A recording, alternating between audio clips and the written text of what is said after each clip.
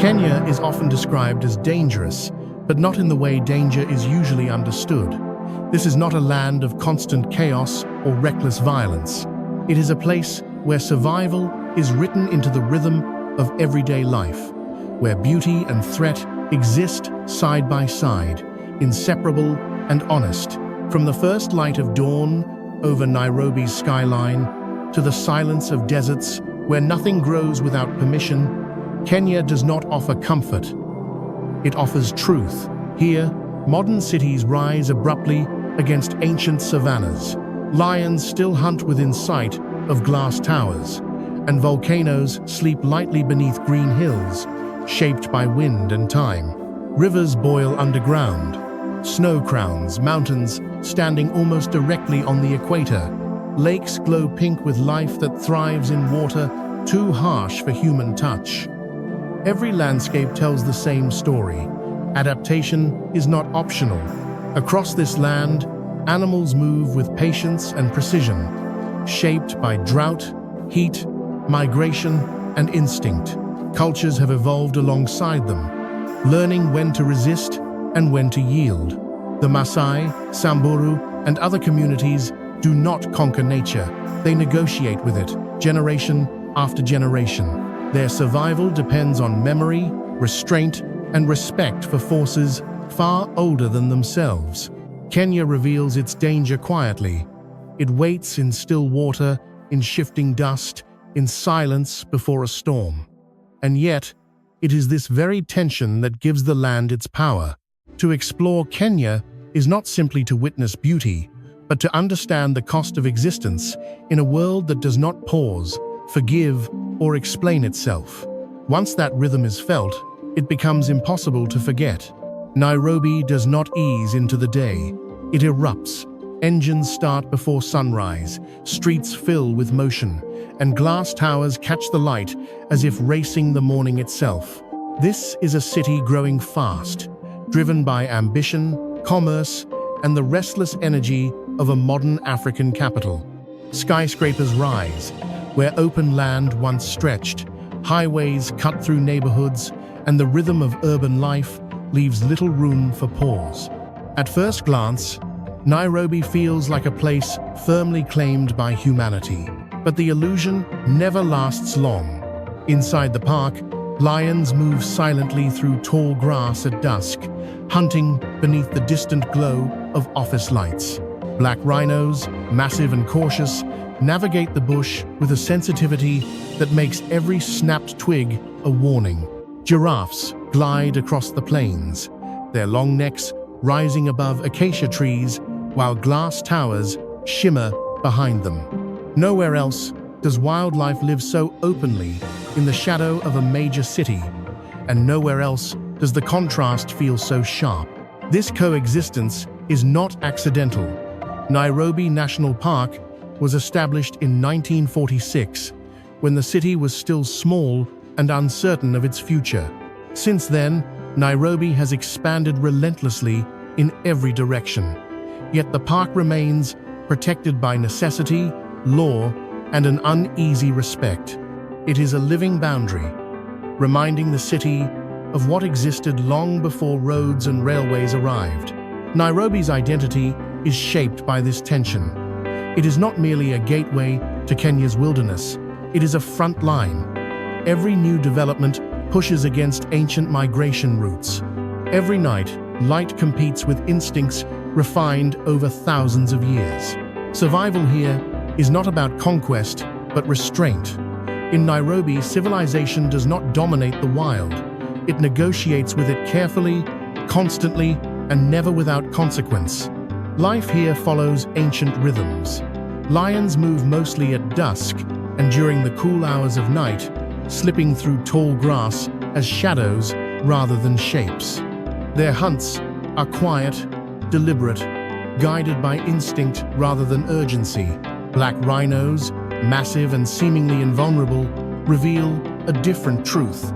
They are alert to every sound, every scent, disappearing into the bush at the smallest disturbance. Survival here depends not on strength alone, but on awareness. Giraffes move across the plains with slow elegance, their patterned bodies rising above the acacia trees, creating a surreal silhouette against glass towers in the distance. Antelopes scatter at the first sign of danger, while birds of prey circle patiently overhead. Every species understands the limits of this space. There is no room for hesitation. Nairobi National Park is more than a sanctuary. It is a question carved into the landscape. How long can predators and people share the same horizon? How much pressure can wilderness endure before it fractures? The park offers no answers, only evidence. Here, nature has not retreated. It has adapted, persisted, and endured, watching the city grow closer every year, waiting to see what restraint truly means. The Ngong Hills rise quietly on the edge of the Great Rift Valley, stretching across the horizon like the spine of a giant buried beneath the earth. They do not dominate the landscape through height alone, but through presence. From a distance, the hills appear soft, almost gentle, their slopes wrapped in mist that drifts slowly with the wind. Up close, they reveal a place shaped by forces far older than memory, where earth, sky, and wind exist in constant conversation. Standing on any of the ridges, the world feels divided. On one side, the land drops sharply into the Rift Valley, vast and ancient, a reminder that this continent is still pulling itself apart. On the other, the highlands roll toward Nairobi, where human life hums with movement and ambition. The wind never stops here. It moves across the hills with purpose, carrying cold air, distant sounds, and stories passed down through generations. Modern wind turbines line the ridges, their blades turning slowly and patiently, harvesting the same wind that has shaped this land for millennia. Their presence feels unusually harmonious. Technology does not overpower nature here. It follows its rhythm. The steady hum of the turbines blends with the rush of air through grass, creating a soundscape that feels both ancient and new. Wildlife still moves freely here. Small antelope dart across open ground, vervet monkeys watch from the trees, birds of prey ride rising currents of air without effort. But the Ngong Hills are more than scenery or habitat. They are memory and endurance, a place where the land remembers everything that has passed over it. To walk these ridges is to feel the earth breathing slow, deliberate, and very much alive. Geothermal vents release bursts of steam from beneath the valley floor, a visible reminder that this landscape was shaped by fire and pressure long before humans arrived. Power stations nearby convert this heat into electricity, another example of humanity adapting rather than conquering. Here, energy is borrowed, not taken. Lake Magadi appears unreal long before its danger becomes clear. From a distance, its surface glows with shifting colors: deep crimson, neon pink, and dark purple, changing with the angle of the sun and the density of life beneath the water. The scene feels almost otherworldly, beautiful enough to disarm caution. But Magadi is not a place that welcomes touch. It is one of the most hostile lakes on Earth. Just beyond the last interchange and the final line of traffic, the city stops abruptly. There is no gradual fade, no buffer zone. One moment there is concrete and steel, the next there is open savanna. Nairobi National Park begins like a page torn clean from a book, its golden grasslands pressed tightly against the skyline. In this narrow margin, two worlds exist side by side, neither fully yielding to the other. Nairobi National Park begins without warning. There is no gradual transition, no gentle softening of the city's edge. One moment, traffic hums and buildings reflect the sky. The next, the land opens into wide savanna, flat and exposed, shaped by wind and time. Fences mark the boundary, but they do little to separate two vastly different realities. This is the only national park in the world that exists in the immediate shadow of a capital city, and its presence feels almost defiant. Established in 1946, when Nairobi was still young, the park was never meant to be temporary.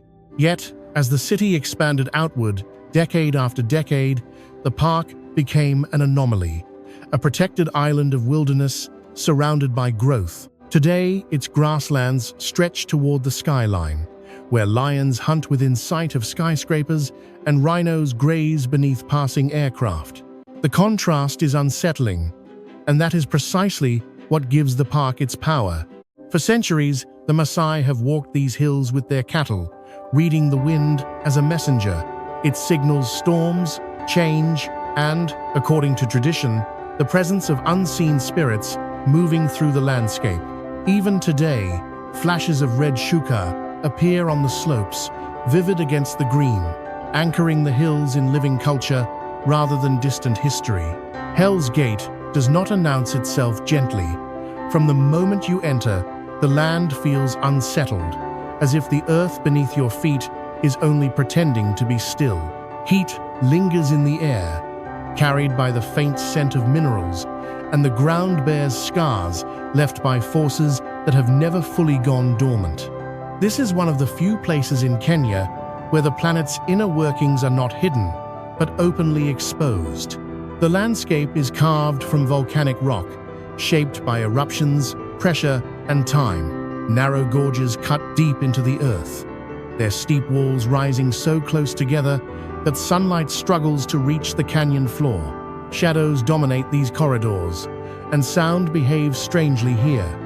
Footsteps echo, wind whistles sharply, and the hiss of steam escapes from cracks in the ground without warning. The land breathes, and it is impossible to ignore. Despite its name, Hell's Gate is alive with movement. Cyclists and hikers pass through the valley, dwarfed by towering cliffs that seem to lean inward. There are no safari vehicles here, no protective barriers. The experience is direct and exposed, and that vulnerability heightens every sensation. Each turn of the path carries a quiet tension, a reminder that this is not a place designed for comfort. Wildlife shares this space without ceremony. Cape buffalo graze silently among the rocks, their massive shoulders and unpredictable temperaments demanding respect. They are not aggressive without reason, but when startled, their response is immediate and overwhelming. Guides repeat a single rule with seriousness: never assume the buffalo will move first. In Hell's Gate, hesitation can be dangerous. Hell's Gate is raw, exposed, and honest. It offers no illusion of safety, only an invitation to witness a world still being formed. In this place, survival is not dramatic. It is constant, quiet, and entirely unforgiving. From a distance, Mount Longonot appears calm and almost symmetrical, a perfect ring of volcanic rock rising quietly from the floor of the Great Rift Valley. It looks dormant, even gentle, as if time has softened its edges, but the illusion fades with every step upward. Longonot is not a mountain that reveals itself easily. It waits, holding its true character deep within. The climb to the crater rim is steep and exposed, the path cutting through dry scrub and loose volcanic soil that shifts underfoot. Heat presses in from all sides, and the wind carries fine ash that reminds climbers of the mountain's explosive past. There is little shade, little comfort, and no sense of mercy. Every ascent feels earned, measured not in distance, but in endurance. Reaching the rim brings an unexpected silence. Inside the crater lies a dense, enclosed forest, hidden entirely from the outside world. The contrast is immediate and disorienting. Where the outer slopes are harsh and barren, the interior is lush and alive, shaped by isolation. Thick vegetation fills the basin, creating a natural refuge shielded by steep crater walls. It feels like stepping into another ecosystem, sealed off from time. Buffalo tracks cut through the undergrowth, evidence of powerful animals moving unseen beneath the canopy. Troops of colobus monkeys leap through the trees, using the crater walls as a natural barrier against predators. Everything that survives here has adapted precisely to this environment. Unstable ground, shifting ash, and winds that sweep across the rim like a living force. Longonaut is more than a volcano. It is a lesson in contradiction. Destruction created sanctuary. Fire shaped shelter. The same forces that once tore the earth apart now protect what grows within. The mountain does not threaten openly, but it never fully rests. It stands as a reminder that in Kenya, survival often depends on embracing instability rather than resisting it.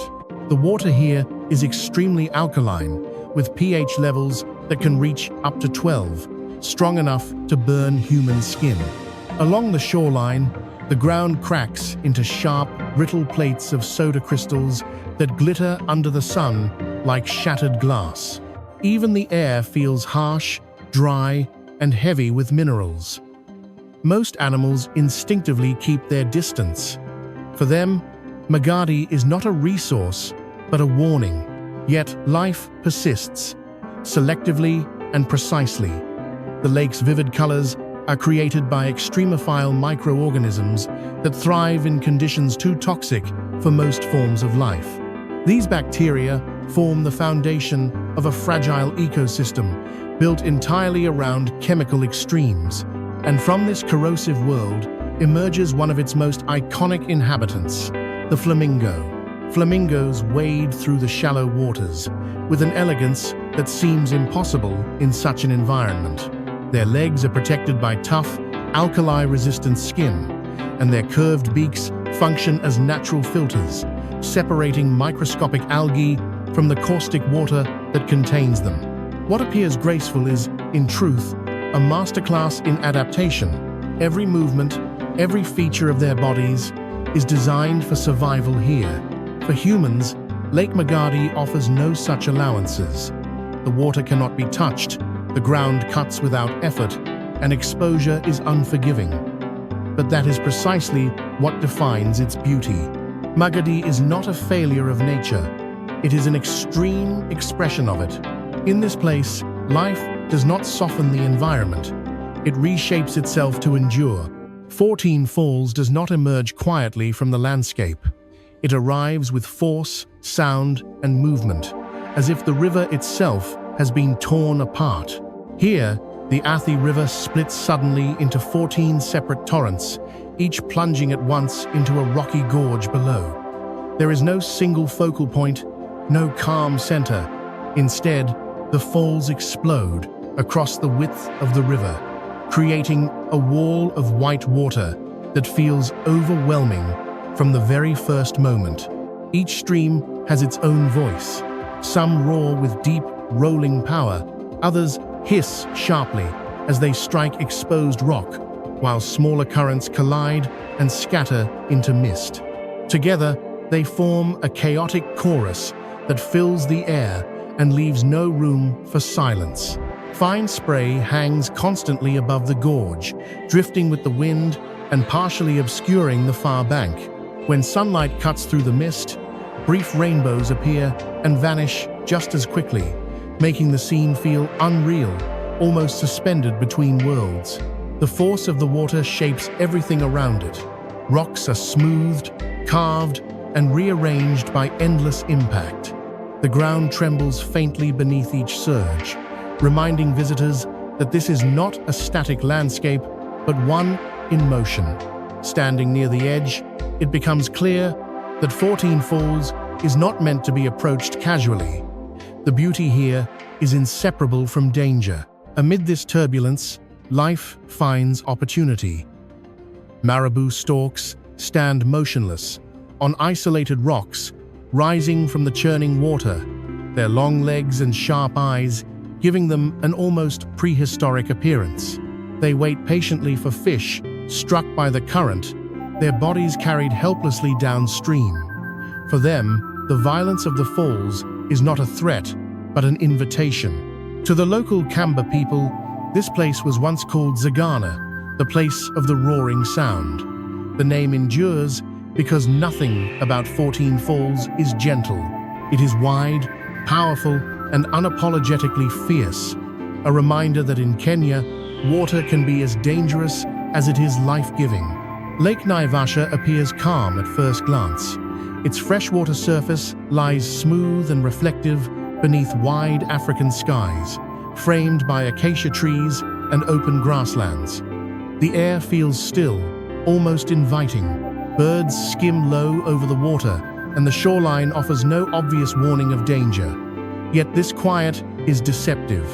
Naivasha is home to one of Africa's most unpredictable and deadly animals, the hippopotamus. During the day, hippos remain mostly submerged, their massive bodies hidden beneath the surface, with only eyes and nostrils exposed. They appear slow, almost harmless, drifting silently in the shallows. But when dusk arrives, they leave the water to graze, moving across land with surprising speed and explosive aggression if threatened. Many of the continent's most fatal human-wildlife encounters begin in places like Naivasha, peaceful, familiar, and underestimated. The lake's ecosystem thrives on this tension. Fish, birds, and aquatic plants flourish, drawn by reliable freshwater in a region often defined by dryness. Fish eagles call from treetops, pelicans gather along the shores, and herds of antelope approach carefully to drink. Everything here is alert. Survival depends not on panic, but on awareness. Just offshore, Crescent Island feels like a different world entirely. Reached by boat, the island offers open plains where wildlife moves without fear. Zebras graze without looking back. Waterbuck stand knee-deep in grass, unbothered by nearby footsteps. Giraffes glide slowly across the land, their towering forms casting long shadows in the afternoon light. There are no large predators here, creating a rare sanctuary where humans and animals can share space on foot. This contrast defines the heart of Naivasha. The lake itself demands caution and respect, while Crescent Island offers an almost surreal sense of safety. Together, they reveal a deeper truth about Kenya's landscapes. Danger and calm often exist side by side, separated by nothing more than a narrow stretch of water. The land of Samburu is dry, open, and uncompromising. Here, the earth turns a deep, dusty red, trees grow far apart, and the heat presses down with a weight that seems constant. This is northern Kenya at its most demanding, a region where survival depends on endurance rather than abundance. Nothing moves without purpose, and nothing survives without adaptation. For the Samburu people, this harsh landscape is not an obstacle, but a home shaped by generations of knowledge. Closely related to the Maasai, they move with their livestock across vast distances, following seasonal rhythms dictated by rain and drought. Their villages are built near the Iwaso-Nyiro River, the lifeline of the region and often the only reliable source of water for many kilometers. Every decision here is measured against the certainty of scarcity. Wildlife has evolved with the same precision. Samburu is famous for a group of species known as the Samburu 5, animals found primarily in this arid north. Among them, the Grevy's zebra stands out. Larger and more angular than the common plains zebra, it is built for survival in extreme conditions. Its narrow stripes help regulate body temperature, its wide ears detect distant threats, and its stamina allows it to travel long distances in search of water. Unlike other zebras that must drink daily, Grevy's zebras can go for days without water, conserving moisture with remarkable efficiency. During droughts, they gather cautiously along shrinking riverbanks, watching the horizon with an alert, almost suspicious stillness. Every movement reflects calculation rather than instinct alone. In Samburu, life is stripped to its essentials. There is no excess, no margin for error. Humans and animals exist under the same rules, shaped by heat, distance, and time. It is a place where survival is not dramatic, but disciplined, earned through patience, restraint, and an intimate understanding of a land that gives nothing freely. Mount Ololokwe rises suddenly from the dry plains of northern Kenya, a massive block of rock standing alone against the sky. From a distance, it looks less like a mountain and more like a fortress, sheer, vertical, and unapproachable. The land around it is flat and unforgiving, amplifying its presence and making its scale impossible to ignore. In the heat of the day, the rock seems to radiate warmth, as if pushing back against anyone who dares to come closer. To the Samburu people, Ololokwe is far more than a geological formation. It is a guardian, a spiritual anchor, and a reference point woven deeply into oral history and ritual. Elders speak of the mountain with reverence, not as a place to be conquered, but as a presence to be respected. Decisions of importance are traditionally made in relation to it, its silhouette serving as a constant reminder of continuity and responsibility. From the base, the cliffs appear almost unclimbable. Shadows gather at the foot of the rock, and the steep walls give no hint of what lies above. But the summit tells a different story. Beyond the ascent, the land opens into a cool plateau, dotted with acacia trees, where the air feels lighter and the wind carries distant sounds from the valleys below. Goats graze in the highlands, their bells echoing faintly across the open space. This contrast is what defines Ololokwe. What seems hostile from below becomes shelter above. What appears silent reveals life once reached. The mountain does not offer comfort freely. It demands effort and respect. In a region shaped by scarcity and endurance, Ololokwe stands as a symbol of balance between hardship and refuge, between the physical world and the spiritual one. Lake Turkana stretches across northern Kenya like a blue scar carved into an otherwise barren landscape.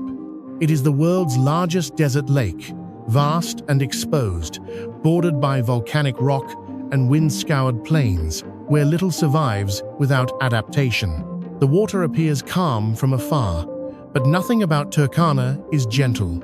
Heat, isolation, and uncertainty define this place, making it one of the most unforgiving environments in East Africa. The lake is home to the largest known population of Nile crocodiles on Earth. Many of them are immense, armored bodies resting motionless along the shore or half-submerged in shallow coves. They bask on black basalt rocks, absorbing heat, waiting. Crocodiles here hunt with extraordinary patience, remaining still for hours or even days until the precise moment arrives. In Turkana, movement is calculated, and hesitation can be fatal. Despite its hostility, the lake supports life in surprising ways. Fish thrive in its waters, drawing birds and wildlife to its edges, especially during dry seasons, when other water sources disappear. For the people who live along its shores, Turkana is both a threat and a necessity. It provides food and trade routes, yet demands constant vigilance. Storms can rise without warning, turning open water into a violent trap.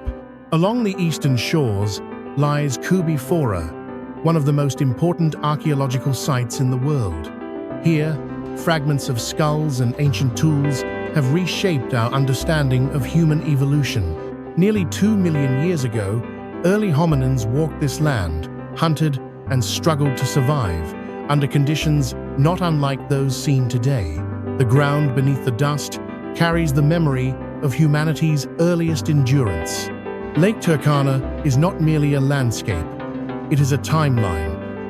Past and present exist side by side, bound by heat, water, and survival. In this place, the story of Kenya stretches far beyond wildlife and scenery. It reaches back to the origins of what it means to be human. The Chalbi Desert opens into a world of blinding light and silence. Stretching across northern Kenya, near the Ethiopian border, it appears almost unreal, a vast expanse of white salt and dust, so bright It distorts distance and bends the horizon. Under the relentless sun, the land seems to ripple and sway, creating mirages that promise water where none exists. In Chalbi, illusion is part of the terrain. Nothing grows here without permission. The soil is crusted with salt, cracked into sharp plates that reflect heat upward, draining moisture from anything that lingers too long. The wind moves freely across the flatlands, lifting fine dust that stings the skin and blurs the sky into pale haze. Temperatures rise quickly, and dehydration comes faster than hunger. This is a landscape that does not tolerate hesitation. Life, however, has not vanished. Ostriches stride across the salt flats with measured calm. Oryx and camels move slowly, conserving energy with every step, as if fully aware of the cost of unnecessary effort. Their pace is deliberate, their survival built on patience rather than speed. Even predators cross this land carefully, understanding that pursuit here can be as dangerous as failure. For the nomadic communities who traverse Chalbi, timing is everything. Journeys are planned at dawn or dusk, when the heat loosens its grip and the desert becomes marginally forgiving. Knowledge of routes, distances, and water sources is passed down with precision, because mistakes here are rarely survivable. Chalbi is not dramatic in the way mountains or storms are. Its danger is quiet and absolute. It strips life down to its essentials, offering no shelter, no excess, and no second chances. In this desert, survival is not about strength or dominance. It is about restraint, awareness, and knowing when to move and when to stop. Mount Kenya rises from the heart of the country as a contradiction carved in stone. Near the equator, where heat and sunlight dominate much of the landscape, its jagged peaks remain crowned with snow throughout the year. From a distance, the mountain appears pale and distant, almost unreal, floating above the plains like a vision rather than a place. As one draws closer, its scale becomes overwhelming, and its presence reshapes the land around it. Clouds gather quickly on its slopes, rolling in without warning and swallowing ridgelines in mist. Weather here changes in moments. Clear skies give way to cold rain, then sudden sunlight, then frost. The mountain does not allow complacency. Every ascent demands respect for altitude, temperature, and time. Those who climb Mount Kenya learn quickly that preparation is not optional. The slopes of the mountain support a series of distinct ecological zones, each defined by elevation. Dense forests give way to bamboo, then to Afro-alpine moorlands dotted with giant lobelias and groundsels that look almost prehistoric. Higher still, vegetation thins and bare rock dominates. Life persists only where adaptation allows it, shaped by cold nights and thin air. For the Kikuyu people, Mount Kenya is not merely a geographic feature. It is the home of Ngai, the creator god, and a living presence rather than a distant landmark. Even today, elders face the mountain when they pray, acknowledging it as a source of life, rain, and order. The mountain's role is spiritual as much as physical. Mount Kenya does not threaten openly, yet it commands reverence. Its snowfields feed rivers that sustain millions, while its heights remind all who approach that nature does not explain itself. Here, survival and belief converge, and the mountain stands as one of Kenya's most powerful symbols, enduring, demanding, and profoundly alive. Mount Elgon rises quietly along Kenya's western frontier, its slopes weathered and softened by time. Unlike sharper volcanic peaks, Elgon feels ancient and worn, more like a crumbling fortress than a towering monument. Its vast massif stretches wide rather than high, covered in forests and mist that blur the line between mountain and sky. But the mountain's most remarkable secrets lie not on its surface, but beneath it. Hidden within Elgon's volcanic core is a network of lava-carved caves formed thousands of years ago when molten rock flowed and cooled, leaving hollow chambers behind. Among them, Kitum Cave is the most famous and the most unsettling. The entrance opens into a vast, echoing chamber that descends into darkness. Inside, the air is cool and metallic, heavy with the scent of minerals scraped from the rock. Light fades quickly, swallowed by shadow and silence. What makes Kitum Cave extraordinary is not its size, but its visitors. Here, wild elephants deliberately enter the cave, navigating narrow passages with surprising care. They use their tusks to chisel salt-rich rock from the walls, digging deep into the cave in search of minerals essential to their survival. It is a behavior observed nowhere else in Africa. Massive bodies move cautiously in confined space, guided by memory rather than sight. This interaction has reshaped the cave itself. Walls bear the marks of tusks, grooves carved slowly over generations. The mountain has become both provider and witness, altered by the animals that depend on it. Mount Elgon and Kitum Cave reveal a rare truth. Survival can drive even the largest creatures into darkness, not out of fear, but necessity. The is a world of cold rain, dense bamboo, and deep ravines where light rarely reaches the forest floor. Mist hangs permanently between the trees, softening sound and distance, turning every path into something uncertain. Here, visibility is limited, and direction is never guaranteed. The forest does not reveal itself easily. It absorbs movement, muffles footsteps, and reshapes perception. This highland ecosystem is defined by moisture and altitude. Thick vegetation clings to steep slopes, fed by constant rainfall that seeps into the soil and vanishes into unseen streams. These waters flow outward, feeding rivers that support life far beyond the forest itself. Aberdare is one of Kenya's most important watersheds, quietly sustaining landscapes that may never see its trees. Wildlife here is elusive rather than abundant. Forest elephants move like shadows through the bamboo, rarely seen but deeply present. Leopards and hyenas navigate narrow trails at night, their movements guided by sound and scent. Smaller creatures, antelope, monkeys, and countless birds have adapted to a life where concealment is survival. In Aberdare, speed matters less than discretion. The forest also carries human memory. During the colonial era, these mountains sheltered Mau Mau fighters who vanished into the dense cover to resist British rule. Camps, long abandoned, have been reclaimed by moss and roots, but their stories remain alive in local memory. Aberdare became both refuge and battlefield, its terrain shaping the course of Kenya's struggle for independence. Today, the forest stands as a place of quiet tension.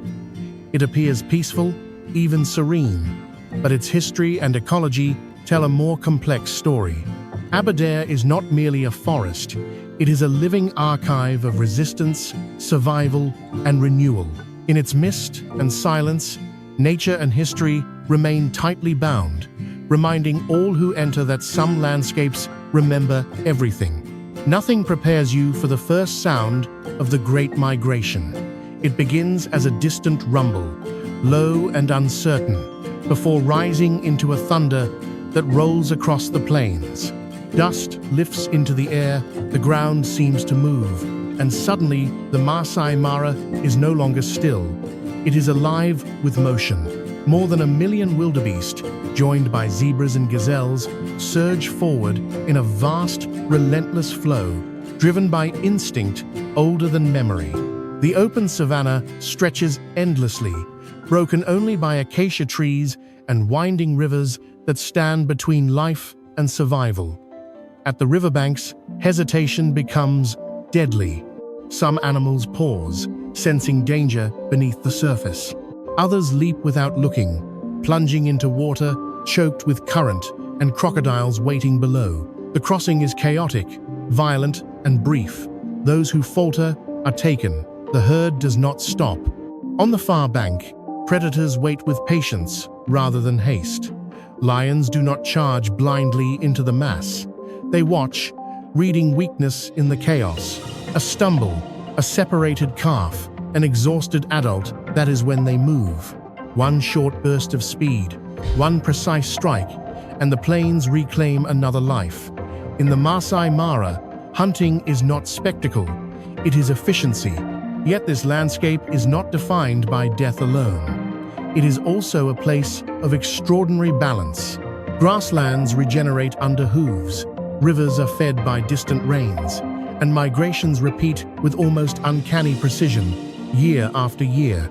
Scientists call it instinct, others call it memory, written into flesh. For the Maasai people, this land is home. Villages stand at the edge of the plains, built in circles that mirror the order of the natural world. Traditions have evolved, shifting from conflict to conservation, but the connection remains unbroken. Courage here is no longer measured by conquest, but by coexistence. The Masai Mara is the raw heart of Kenya's wild rhythm. It is exhausting, brutal, and astonishing, and once witnessed, impossible to forget. As the sun lowers over the savannah, a Maasai village comes into view, its huts arranged in a protective circle against the open land. The structure is simple, purposeful, and deliberate. This is not a place built for display, but for survival. Every detail reflects generations of adaptation to a harsh climate where livestock, weather, and wildlife shape daily life. For centuries, the Maasai were known for an initiation ritual that astonished early explorers. Young warriors proved their courage by facing lions, not as sport, but as responsibility, an act meant to protect the community and its herds. That tradition has ended. Today, it has been replaced by conservation efforts that recognize lions not as enemies, but as cultural companions. The change marks a profound shift, not in bravery, but in understanding. Life in the village follows a steady rhythm. Children greet visitors with songs learned from those who came before them. Elders speak calmly, their authority rooted in experience rather than force. Warriors perform a dumu, the iconic jumping dance, rising straight upward with controlled breath and strength. The dance is not competition, but discipline, a demonstration of endurance, balance, and unity. The reality of life here is far from romantic. Droughts test resilience. Livestock must be guarded carefully. Traditions face constant pressure from modern borders, economic demands, and changing landscapes. Yet the Maasai endure, anchored by community and a deep respect for the land that sustains them. As evening settles and the village glows in warm red light, it becomes clear that this is not the end of the journey, but its quiet conclusion. The Maasai way of life stands as a reminder that survival in Kenya is not only written in the wild, but in the people who choose coexistence over dominance and continuity over conquest. Kenya is often called dangerous, but no warning sign can fully explain why. The danger here is not loud or reckless. It does not announce itself with chaos. It exists in patience, in silence, and in the certainty that the land will not bend to convenience.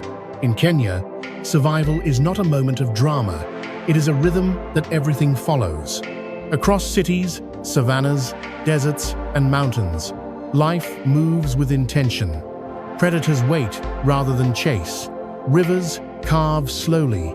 Cultures endure by adapting instead of resisting. Every place tells the same story in a different language. Nothing here survives by accident.